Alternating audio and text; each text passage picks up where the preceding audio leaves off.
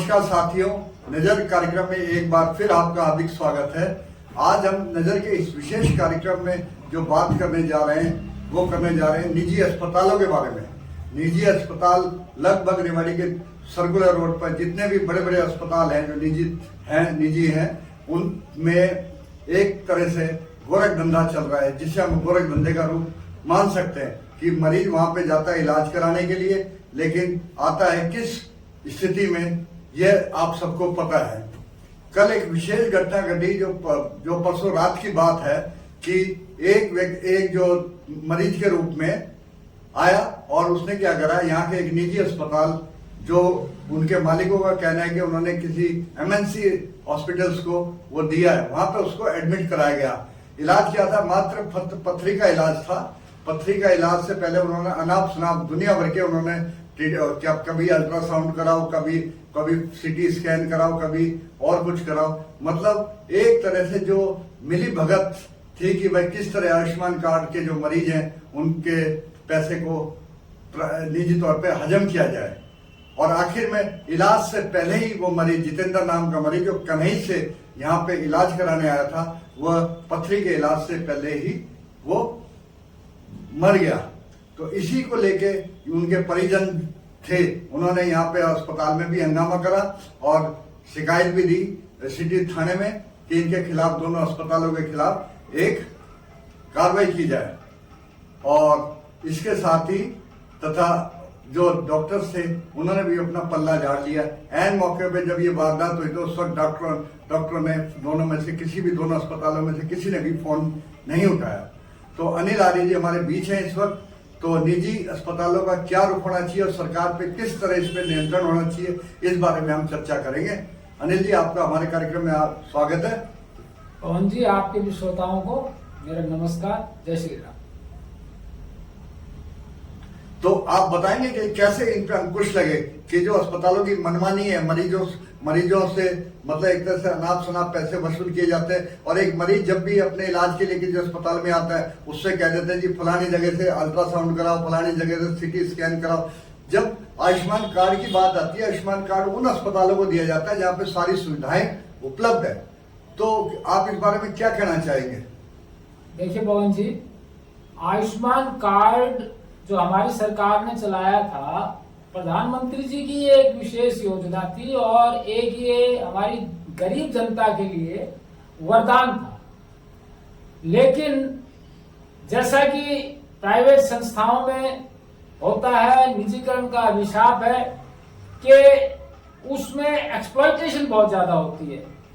उसमें जो है जितना असल में उसका खर्चा होता है उससे बहुत ज्यादा लूट खसोट मचाई जाती है।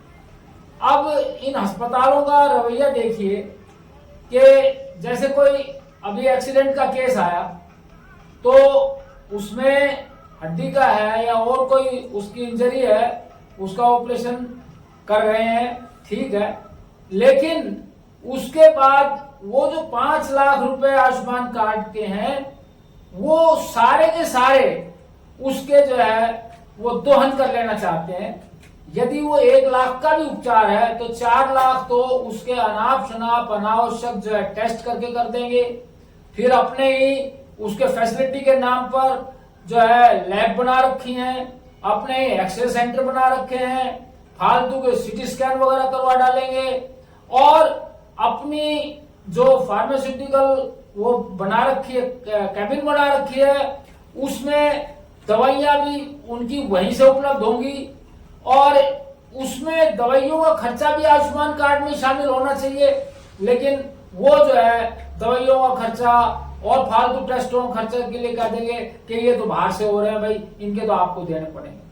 तो इस तरह 5 लाख रुपया तो वो सरकार जो दे रही है वो खा जाते हैं और ऊपर से भी जो खर्चा लगता है मरीज का वो जो है उनको भुगतना पड़ता है, इधर उधर से कर्ज लेके करना पड़ता है। अब गरीब आदमी के पास उपलब्ध तो होते नहीं है, वो तो भारी ब्याज के ऊपर इधर उधर से उसके प्राण बचाने के लिए करता है और डॉक्टर से भी वो बहस नहीं कर सकता क्योंकि उसे पता है कि उनके मरीज के प्राण उस वक्त जो है डॉक्टर के हाथों में होते हैं। वो बहस करने पर, चिढ़ने पर किसी भी ओवरडोज दवाई भी दे सकते हैं, कुछ भी लापरवाही बरत सकते हैं और एक सामान्य आदमी उनकी गलतियों को पकड़ नहीं सकता। और ये भी देखने में आया कि कोई दुर्घटना होने पर, कोई मिसहैपनिंग होने पर, कोई लापरवाही होने पर इनकी जांच भी की जाती है। तो जांच करने वाले भी डॉक्टर ही एक्सपर्ट होते हैं। जो बोर्ड बैठता है उनकी एक व्यावसायिक सहानुभूति होती है, तो वो भी किसी ना किसी तरह से उनको बचा देते हैं। इसलिए ये तो एक जो है ना आयुष्मान कार्ड बहुत अच्छा साबित हो रहा है, इलाज उनका होता है। लेकिन जिस 5 लाख रुपए में कई बार इलाज हो सकता है, एक बार इन मेडिकल अस्पतालों के हत्थे चढ़ जाने के बाद मरीज समझो वो एक बार में ही पूरा वसूल लेना चाहते हैं। ये जो है कोई ना कोई तो इसका समाधान सरकार को निकालना चाहिए। और जैसे भाई इलाज हुआ है और उसके बाद में पिक एंड चूज मेथड से रैंडमली कोई भी एक केस उठा के उनका डॉक्टरों का उसका मॉनिटरिंग की जाए, उसके जो है एस्टिमेट लगाया जाए कि वे कितना इन्होंने सही जो है डायग्नोसिस किया, कितना इन्होंने सही जो है टेस्ट करवाए और क्या क्या अनावश्यक जो है इसके अंदर इन्होंने एक्सप्लॉयटेशन की है। और उस आधार पर जैसे दूध ये का टेस्ट किया जाता है किसी हलवाई के द्वारा कि महीने में एक दिन उसका खोआ निकाल के देख लिया और फिर देखा कि भाई इसमें इतना कम पड़ता है तो सारे महीने का उसका जो है वो बिल में से काट दिया जाता है। ऐसे ही इस random pick and choose method में जब कहीं उनकी एक्सप्लॉयटेशन पकड़ी जाए तो पीछे तक के जितने भी उनके ट्रीटमेंट है उन सब में उस परसेंटेज के हिसाब से उनका जो है वो फालतू खर्चा उड़ा देना चाहिए। और जहां मौत हो जाए वहां तो मैं समझता हूं कि उनका नैतिक रूप से हक नहीं बनता। जिस मरीज को वो बचा नहीं पाए उसके जो प्राणों की वो कीमत भी ले रहे हैं, तो वो तो इतना इनका भी हक बनता है, इनका फर्ज बनता है कि डॉक्टर का पेशा एक सेवा का पेशा होता है, उसको भगवान का दर्जा समाज में दिया जाता है। तो जिसका आदमी नहीं बचा उसको भी जो है ये नहीं छोड़ते। और कई कई अस्पतालों में तो देखा कि मरने के बाद भी उसे वेंटिलेटर पर 1-2 दिन रख लेते हैं और फिर उसका भी बिल जो है वो डॉक्टर भुनाते हैं। तो ये जो डॉक्टर क्या हो गए, ये तो कसाई है। ऐसे कसाब खानों का तो वालों का तो लाइसेंस रद्द हो जाना चाहिए जहां इस प्रकार की मौतें होती हों या इस प्रकार से एक्सप्लॉयटेशन चल रहे हो। और ये इसलिए हो रहा है कि हमारे जो सरकारी अस्पताल हैं उनमें क्वालिफाइड डॉक्टर हैं, इसमें कोई शक नहीं, लेकिन वो पूरी तरह से अपनी सेवाएं नहीं देते हैं। और उनकी जो फैसिलिटीज हैं वो भी सरकार बिल्डिंग तो खड़ी कर दी लेकिन जो फैसिलिटीज होनी चाहिए वो नहीं होती हैं। मैं तो सरकार को ये एडवाइस देना चाहूंगा कि जितना 5 लाख रुपए दे रहे हैं अपने सरकारी अस्पतालों में वो फैसिलिटी बढ़ा के उन डॉक्टरों को अगर 5 लाख में से 50,000 का भी इंसेंटिव हर ऑपरेशन के ऊपर दिया जाए तो हमारे सरकारी जो अस्पताल के डॉक्टर हैं वो भी अपने अच्छे से अच्छा बेस्ट देने की कोशिश करेंगे और फैसिलिटी उनमें बढ़ाई जाए, उनकी मेंटेनेंस जो है अच्छी तरह रखी जाए। तो उसका भी जो है जो मेंटेनेंस करने वाले हैं उनको कुछ इंसेंटिव निश्चित किया जाना चाहिए, क्योंकि बिना पुरस्कार के बिना प्रोत्साहन के जो है काम नहीं चल सकता सरकारी में। अभी दूसरा विषय जो हमारा वो ये है कि योग्य और अयोग्य स्टाफ की बात करते हैं, लेकिन उससे पहले हम लेते हैं ब्रेक और ब्रेक के बाद फिर मिलते हैं।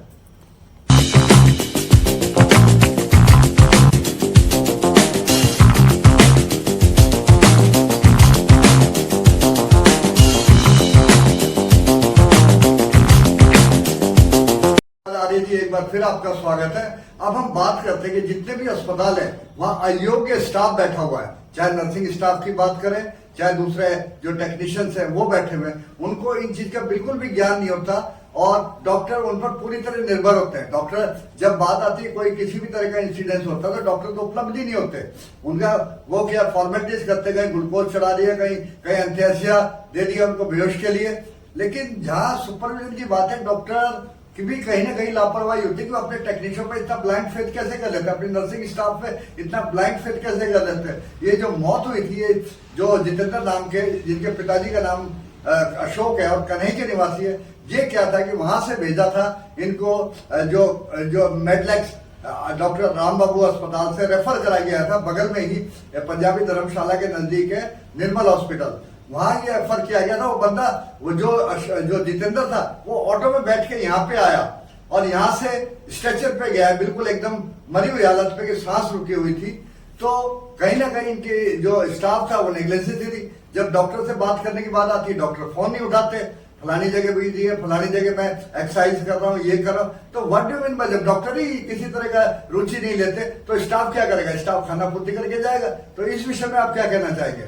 देखो जी, छापे पड़ने चाहिए, इनकी अच्छी तरह से निरीक्षण होना चाहिए कि इनके पास जो स्टाफ है वो क्वालिफाइड है या नहीं, ट्रेंड है या नहीं, और भाई कितना एक्सपीरियंस्ड है। ये वैसे ही जो है भानुमति का कुनबा जोड़ के अपना धंधा चलाए रखते हैं। ये तो बहुत ही जनता के स्वास्थ्य के साथ जो है घात है, और इस बारे में सरकार को कड़ा रुख अपनाना चाहिए। तो मैं तो यही कहूंगा कि सरकार निजीकरण इसलिए कर रही है क्योंकि सरकारी संस्थान जो है ईमानदारी से सेवा नहीं देते हैं। तो सरकारी संस्थान वालों को भी इंसेंटिव देकर कुछ जो है प्रोत्साहित किया जाए। क्यों ऐसा नहीं? आप प्रोत्साहित की बात क्यों कर रहे हैं? इसमें प्रोत्साहित की तो कोई बात नहीं आती। जो लगभग करोड़ों रुपए की बिल्डिंग तैयार कर लेते हैं, 5-5 मंजिला उनकी बिल्डिंग होती है, और लगभग हॉस्पिटल में हर चीज की सुविधाएं होती है, उनका प्रोत्साहन की जिम्मेवारी कहाँ गई? उनकी नियत पे जो है, जो अटैक है, जो उनकी नियत सुधारने वाली बात है। पैसे से वो संपन्न है। आज एक हॉस्पिटल कम से कम 10-10, 20-20 करोड़ का बनता है, और सबके पास बड़ी बिल्डिंग है। तो कहीं भी उनपे किसी चीज की कमी नहीं है अगर पैसे के हिसाब से। बल्कि मैं तो ये कहता हूँ, प्रोत्साहित करने के बजाय अगर किसी की मौत होती है तो इन पे कम से कम 10 करोड़ का एक डॉक्टर पे जुर्माना लगाया। जिस अस्पताल में जिस मरीज की मृत्यु होती है, उनके परिजनों को कम से कम 10 करोड़ रुपए इनको डॉक्टरों के जो निजी वसूल करके वो उस परिवार को देने चाहिए। मेरा तो ये मानना है, ताकि इनमें एक सुधार आएगा और गलत ट्रीटमेंट बचेगा। देखो, प्राइवेट में जो है वो अपना बिल्डिंगें खड़ी करते हैं, क्योंकि वो जो है आप देखेंगे कि 3-4 साल सरकारी के अंदर सेवा करते हैं, वहां नाम कमा के और फिर फटाफट जो है प्राइवेट की ओर भागते हैं, और वहां से इधर उधर से लोन लेके वो अपनी बिल्डिंग भी कर लेते हैं। कुछ जो है सरकारी में रहते हुए भी वो रिश्वत कमा के जो है पैसा इकट्ठा करते हैं, और फिर उसके बाद अनाप शनाप जो है मरीज से चार्जेस वसूल के जो है वो उसका खर्चा निकाल लेते हैं, और इस तरह ये गोरख धंधा वो चलाते हैं। तो प्राइवेट के अंदर तो लूट खसोट तो होती है, तो उसके ऊपर अंकुश सरकार लगा सकती है अगर सरकार की नीयत हो। लेकिन सरकार भी अगर उनसे इधर उधर से सेटिंग में है कई मंत्रीगण, या सरकार जो है सरकारी संस्थानों से निराश होकर उनका कुछ नहीं कर सकती, तो भाई कोई ना कोई तो रास्ता निकालना पड़ेगा। सरकारी में बिल्डिंग तो करोड़ों की खड़ी कर दी जाती है और उपकरण ला दिए जाते हैं, लेकिन उपकरणों की मेंटेनेंस नहीं होती। डॉक्टर का जो खर्च, जो तनख्वाह है, वो उसी के अंदर वो रहते हैं। वो सोचते हैं कि हमें तो जितनी तनख्वाह है उतनी मिलनी है, हम कहीं अच्छा करें या ना करें। तो इसी तरह जब 5 लाख रुपए प्राइवेट वाला हजम कर रहा है, तो उसका 50,000 लाख रुपए का अगर डॉक्टर को उस ऑपरेशन के ऊपर इंसेंटिव सरकार दे दे, तो 4 लाख रुपए वो और बच सकते हैं। क्योंकि सरकार की दवाइयां जो उस हॉस्पिटल में होती हैं, और दूसरी मशीनरी भी उनकी होती है, और बाहर से अगर कोई सेवा लेनी पड़े तो वो सरकार को उसका खर्चा उठाना चाहिए। तो सरकारी सुविधाओं को जब तक जो है बेटर नहीं करेंगे, जब तक प्राइवेटों की ओर जो है विश्वास बना रहेगा जनता का, और प्राइवेट उस विश्वास को जो है हमेशा जो है भुनाएंगे और विश्वासघात करते रहेंगे, तो सरकार इस पे मॉनिटर बहुत अच्छी तरह कर सकती है। लेकिन यदि सरकार की ऐसा करने की नीयत हो, तो अब अगर सरकार के मंत्री ही इन प्राइवेट संस्थानों से मिले हुए हों, या उनसे कोई बेनिफिट ले रहे हो, या भाई कोई और वोट की राजनीति हो, तो देखो फिर तो ये सुधार नहीं। नेताओं से पहले तो बात आती है पुलिस की। जब भी कोई किसी तरह का इंसिडेंस होता है तो नेचुरली उनके परिवार वाले विरोध करेंगे, क्यों? उनके परिवार में मृत्यु हुई है, वो अस्पताल के खिलाफ कोई ना कोई एक्टिविटीज करने की या शिकायत करने की कोशिश करे। इस टाइम पे पुलिस एक तरह से डॉक्टरों की सहयोगी भूमिका अदा करती है। वो पुलिस मौके पे तो पहुंची है, लेकिन उसका उद्देश्य ये रहेगा किसी तरह इस मामले को शांत किया जाए, ना कि जो व्यक्ति मरा है उसके फेवर में कोई कार्य किया जाए। आज जब बात करते हैं जो कल की घटना थी, उसके बाद पोस्टमार्टम के लिए आवाज उठी, परिजनों ने कहा कि भाई जब तक पोस्टमार्टम नहीं होगा तब तक हम यहाँ से नहीं जाएंगे। लेकिन क्या हुआ? डॉक्टर जो सीएमओ साहब ने लिख के दे दिया कि भाई ठीक है कि मेरे बिहाफ पे मतलब शिकायत मैं देता हूँ कि भाई 5 जने 4 डॉक्टर कितने थे पोस्टमार्टम में, उन्होंने उनके ब्याह पे मैं कहता हूँ भाई कि अगर पोस्टमार्टम के अनुसार हुआ तो FIR दर्ज की जाए। अब उसमें भी कब रिपोर्ट आती है पोस्टमार्टम की, और फिर पुलिस कहती है, ये जो रतनलाल जी SHO SCT थाने के, वो कहते हैं कि 7 दिन के अंदर हम FIR दर्ज कर लेंगे। तो ये एक तरह से ये इतना लंबा प्रोसेस हो जाता है। इसके बारे में आप क्या कहना चाहेंगे? ये तो इमीडिएट होना चाहिए, जहां बात पोस्टमार्टम की आ रही तो इमीडिएट उसका रिपोर्ट आना चाहिए। फॉरेंसिक लैब के लिए चंडीगढ़ से कब आएगी? तो एक तरह से मामले को रफा दफा करने वाली बात नहीं है।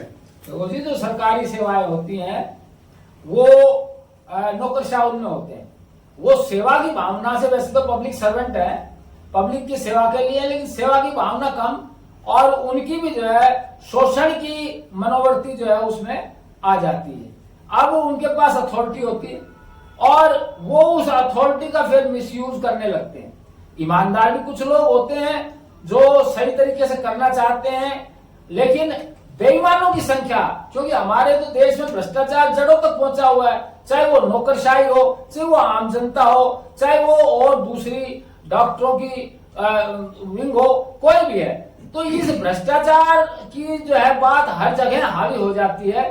और अब देखिए, जिसका आदमी मर गया, जिसका जो कुछ भी था उसमें लगा बैठा, उसके पास तो कुछ देने को है नहीं।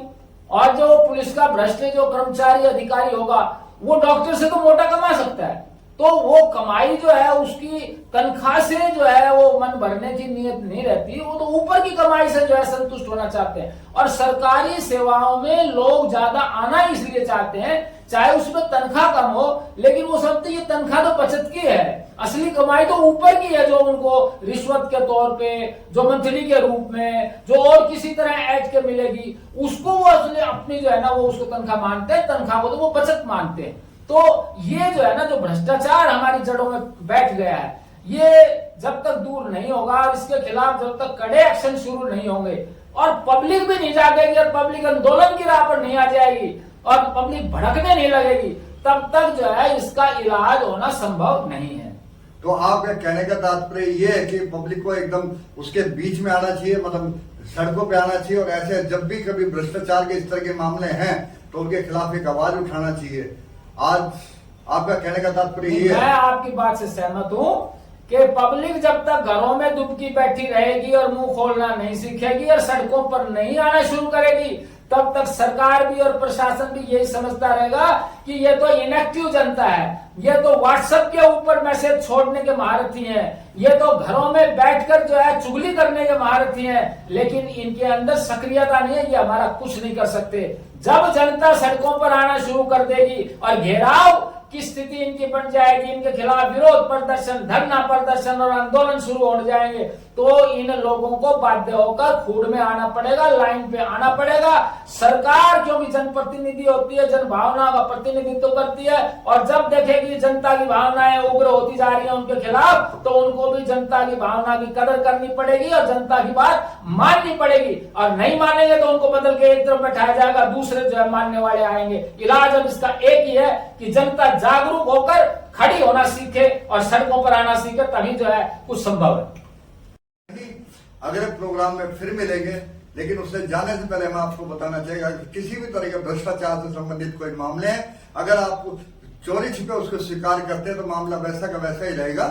और लेकिन अगर आपने उसके खिलाफ आवाज उठाई तो निश्चित रूप से कहीं ना कहीं आपको देर सवेरे उसमें विजय मिलेगी। इसलिए अपने मौलिक अधिकारों का पूरा उपयोग करें और भ्रष्टाचार के खिलाफ अपनी जंग को जारी रखें। आगे आवाज का असर जरूर होगा। आज बस इतना ही। नजर में नमस्कार, अगले कार्यक्रम में फिर मिलते हैं।